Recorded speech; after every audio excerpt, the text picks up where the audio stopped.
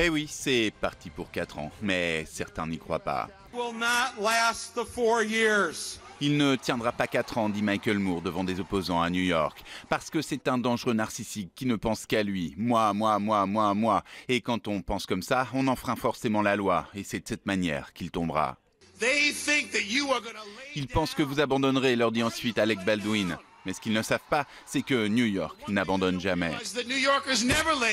Partout dans le pays, il y a depuis la nuit dernière des centaines de manifestations anti-Trump. Des dizaines de milliers de personnes vont continuer à descendre dans les rues dans les jours prochains. Samedi, plus de 200 000 femmes vont manifester à Washington, avec sur la tête ces bonnets roses tricotés par des volontaires. Ces motards, des pro-Trump, se sont donnés pour mission de protéger le nouveau président contre ces groupes de manifestants. Et la police aura du travail.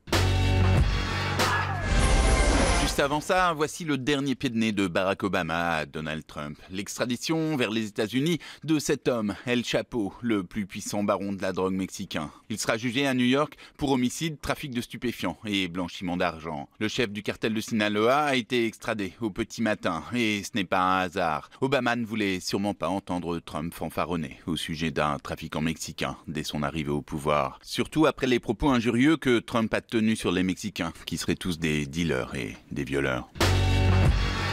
Loin de là, dans une autre campagne, on se réjouit aussi. En Europe, dans ce village de Slovénie, où est née Melania Trump. Dans ce restaurant local, pour fêter ce grand jour, le chef a créé des cheeseburgers spéciaux. Avec du fromage, non pas dedans, mais dessus.